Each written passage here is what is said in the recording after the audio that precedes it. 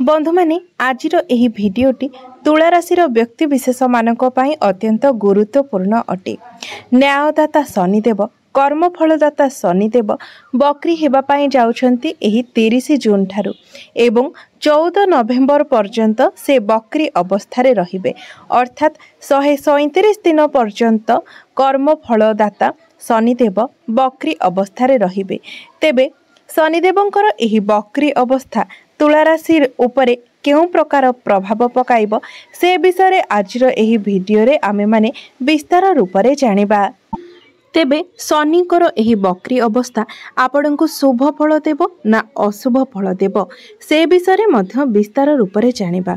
एहा व्यतीत शनिदेव आपणकर केउं भाबरे गोचर करूछंती एवं केउं केउं भाव उपरे शनिदेवंकर एही बकरी दृष्टि पड़िबो से विषय मध्य विस्तार रूप रे आलोचना करिबा।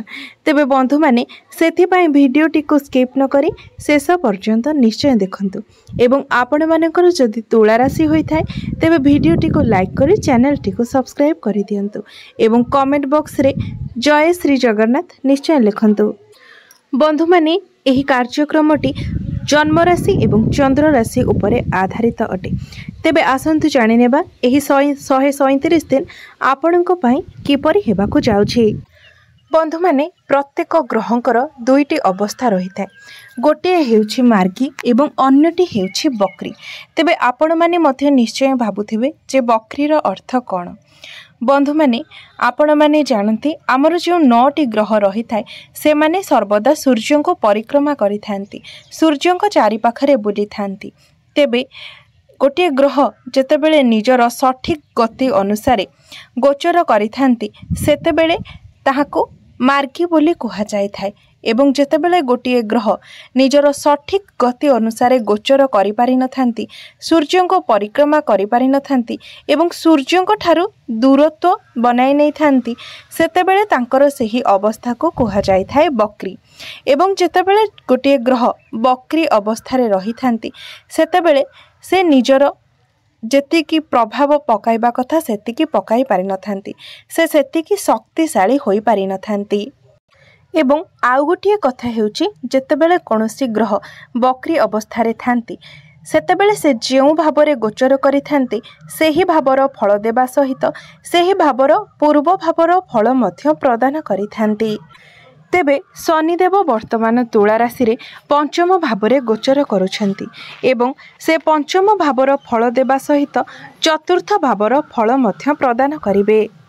तेबे बंधु माने वर्तमान तुला राशि रे शनिदेव पंचम भावरे गोचर करुछंती एवं पंचम भावटी होई थाए शिक्षार भाव, संतानर भाव एवं प्रेमर भाव।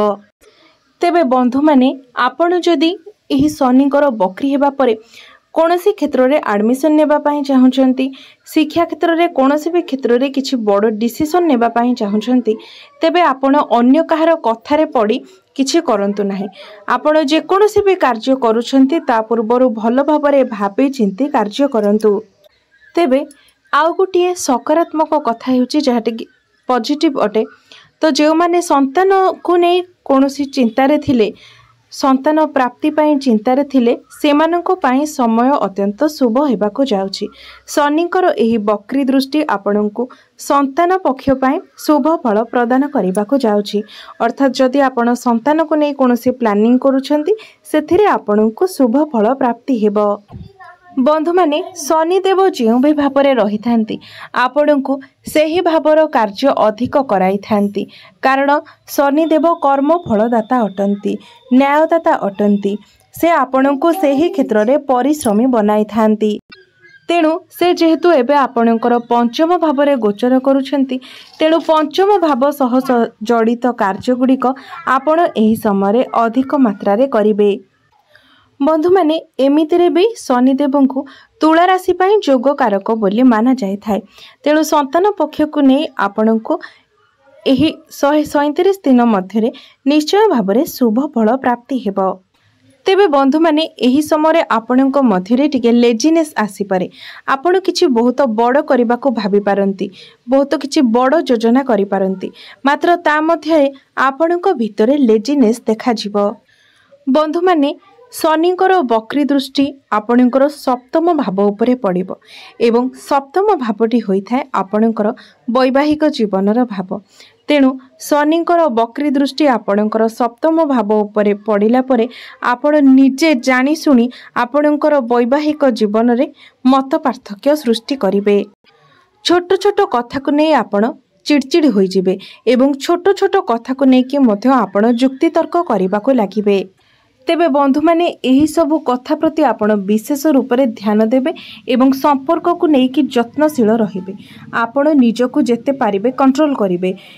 निजर लाइफ पार्टनर को नहीं कोनोसी जुक्ति तर्क कोनोसी मनांतर मतांतर न हेउ से विषय रे आपण ध्यान देबे एवं ए सबु कथा को नहीं सतर्क रहिले आपणकर संपर्क भल रहिबो। तेबे एही समय जदि आपण व्यापार वाणिज्य को लेकिन कौनसी बड़ डिसीजन नेबा पाई जाउछंती किंबा पार्टनरशिप करबा पाई चाहुछंती तेबे सही क्षेत्र रे आपनको शुभ फल प्राप्ति हेबो। मात्र आपण जे कोनोसी क्षेत्र रे कार्य करूछंती जो भी किछि बड़ डिसीजन नेउछंती सेठारे अन्य मानक कथा को आखि बुझी विश्वास करंतु नाही किंबा अन्य कथारे पड़ी कोनोसी कार्य करंतु नाही। जे कोनोसी भी कार्य करूछंती जे कोनोसी भी डिसीजन नेउछंती ता पूर्वर आपण निजे भल भाबरे भाबी चिंती आग पछ विषय भाबी तापरे डिसीजन नियंतु। बंधु माने शनिंकर वक्री दृष्टि आपणकर द्वितीय भाव उपरे पड़ुछि तो एही समय आपण बाहर खाइबा को अवॉइड करबा उचित।